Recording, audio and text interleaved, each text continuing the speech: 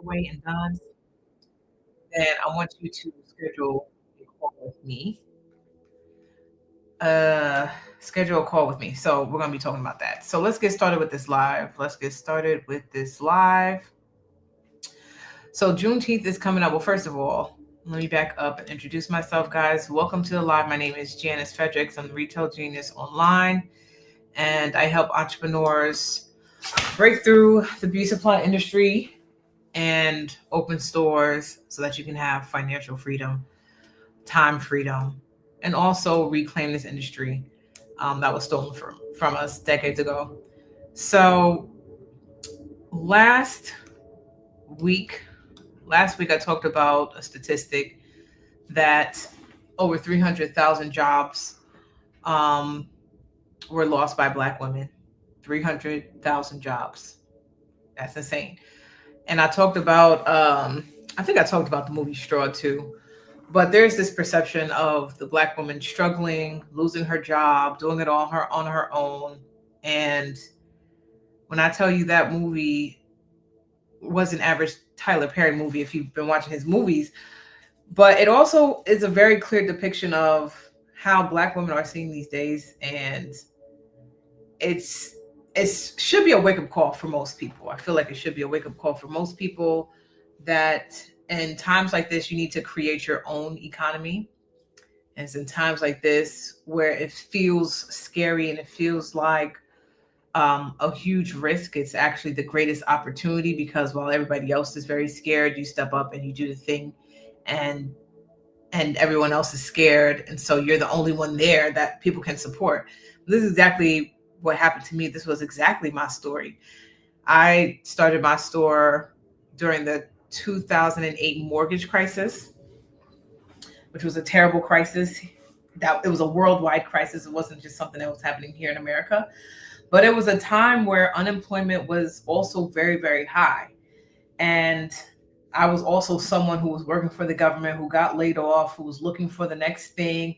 I was looking into going to get my master's in business. I had my bachelor's in business finance, and I was looking to get a master's in the same area. And I was also just thinking, like, what if I just did my own thing? What if I took all this money that I'm going to put into a master's degree, which the bachelor's degree didn't work out well for me too well. Like, I found myself unemployed. So to me, the risk was bigger in investing in another degree and not knowing if I was going to get a job.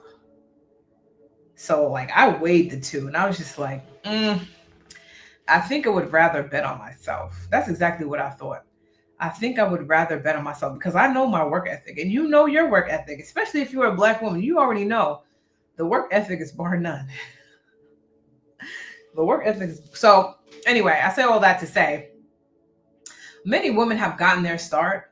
The women that we talk about in the history books, Madam C.J. Walker, right? She also started her business during one of the worst economic times. That was in the early 1900s. There was a Spanish flu, and it was just a really bad economy. My story was no different. The mortgage crisis was really, really bad economy. Like no one had a job. But when I opened my store, what I noticed was that a lot of the girls who didn't have a job would actually spend their unemployment check and sometimes their whole thing on hair, on nails, on DIY stuff, because they were buying a whole bunch of stuff to like be able to learn how to do these things and not have to pay someone to do it for them. And that was their way of like saving money, I guess, being fiscally responsible.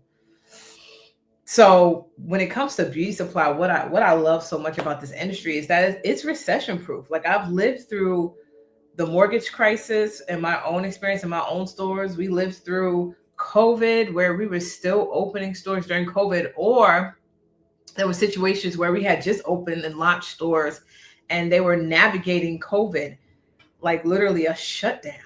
I mean, it just didn't get any worse than COVID, if I could be honest. Like there was just, when we were facing COVID and stores like having to shut down and people being home, like we had to pivot. No one literally was like, I'm not doing this if they had already started the process.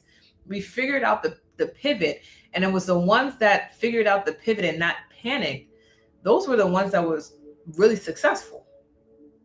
And when COVID was over, those were the stores that was actually still standing. And because all the other stores had shut down and they didn't have email lists and they didn't have other strategies to make money outside of the physical space, which you should. And this is what I teach my clients, that we were doing this way before COVID even happened. I was like, you guys need to implement technology in this business. You're not going to operate the way the other people operate.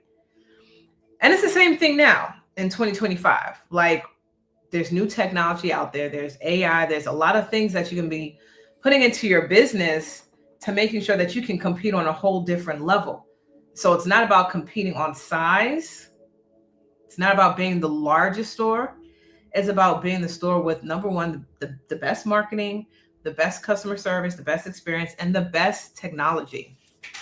That's point blank in the period. So today we're talking about Juneteenth. A lot of you guys probably are not even prepared for Juneteenth, which is why I'm making this live, so that you can get prepared for Juneteenth. So if you are not prepared for Juneteenth, you need to get prepared, because it's one of the most important holidays for the African American community. People will be outside with their flags, and people will be off, and people will be at the barbecue. People will be outside. So if they have the opportunity to shop, they should be shopping with their store. But they need to know about your store. So this is going to be for anybody who has a store, who doesn't have, like, so if you don't have a store yet, guys, and I've been talking about this, you need to be positioned to get funding for your store if you don't already have one. So if you don't have a store and you are offered Juneteenth, what I really want you to do is just take the time out to check your credit, print out your credit report. What things do you need to get erased off there? There's plenty of AI things out there that will fix your credit for you to where you don't have to pay. You just have to download the apps and download the things, and AI can literally send out letters and all that stuff if your credit's not great. But you need to check your credit, and you need to make sure that you are able to get funding. Too many people call me that have credit scores that's in the 500. If your credit score is in the 500s, you need to figure out why it's in the 500 and start to fix it. If you have to get things removed, get the things removed. If you have to pay things off, write letters, like, you just need to take action, right? If your income is not at the 40K mark, sometimes you need to add in DoorDash. If you have a car, a lot of us have cars, you need to add in DoorDash and do DoorDash on the weekends, just so that you can get your income up. You need verifiable income in order to get funding for your store. You need verifiable income in order to get funding for your store, right? So if you are a hairstylist, sometimes it's a little bit tricky if your income is not documented, or if you work for yourself just in general. You need to document your income. You need to document your income, okay? So that's the second thing. DoorDash, I feel like, is one of the best ways that some of my clients have been able to get their income up to that 40K mark if it's not already there. And you only have to do that for about 90 days. You need to show 90 days of that income in order for you to get funding for your store. Now, if you have a store already, you need to have not a crowdfunding campaign. You need to have a campaign for Juneteenth. You need to showcase your Black-owned brands in your store. Talk about the CEO. Like, you remember when y'all used to walk in Target when Target cared, and they had, like, meet the CEO of all of the Black-owned brands, and there's a little small snippet, a line or two about the CEO. These are some of the amazing creative ways that we can pay homage to our Black-owned brands in our store, which is something that I did in my store before we had Juneteenth. So this is something that you can do to actually work up to Juneteenth. And then whatever your Juneteenth event is going to be, whether it's some type of sale, you're going to do an in-store event, gathering, whatever event that you're going to have in your business for Juneteenth, you need to have a campaign leading up to that. And like I said, the best way to do that is to highlight the Black-owned brands that you have in your store and let the people know about, who the owner is, who the founder is, how they've contributed, how their products make a difference in our community, a difference and impact in our community. You as the owner should be going live every single day talking about the impact, that your store has on the community, why it's so important for people to support a Black owned store. A lot of times, guys, people do not really and truly understand the story behind Black owned beauty supply stores. They really don't understand the history of it. They don't understand the impact that we're trying to have on this industry. They don't understand a lot. They don't understand the pricing disparities between a Black owned store and an Asian owned store and why our prices tend to be higher. These are things that people don't know. And a lot of times we have to educate the people. So I think this would be a great time, especially if you have a store, to take time out to really educate the people on why it's so important for them to support a Black owned store and how their support helps circulate the Black dollar in the Black community and that whole thing, right? And so really taking time out and going live. I know y'all hate to go live. I hate to go live too, but here I am 1 p.m. Tuesday afternoon going live because it's a part of the job, guys. So go live, talk about who you are, your background, your history, why you decided to open a beauty supply store, and why it's important for people to support you. And what does this mean on this Juneteenth? What does this mean, the impact and all of this mean on this Juneteenth? And then also be able to have a campaign for that day for people to come out and celebrate with you in your store, with your employees. Make it something fun, make it something with a good experience, something interactive.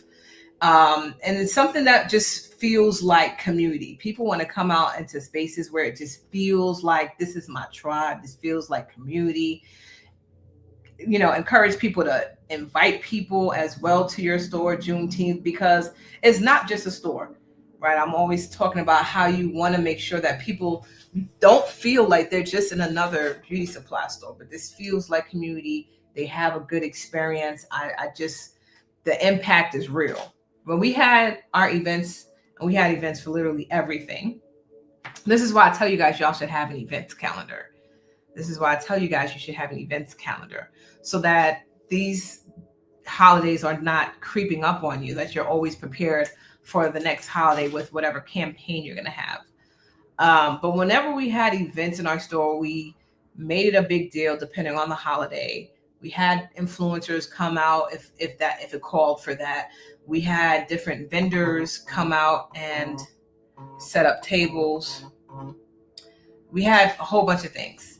So whatever event that you guys are having, you just want to make sure that there's just like a whole bunch of things going on. It feels like a party. It feels exciting, you know, and people are going to be there. They're going to be recording. Oh, speaking about recording, try to encourage people that come to your store to always do a testimonial, always share their experience on their social media accounts, like encourage people to repost the stuff that you share on your accounts. Like you want to make sure like this is backed by social media, okay? That people can take video in your store. Your store is clean enough for people to take, you know, clean, neat, all the things, well stocked, so that when they do take video, it looks like something.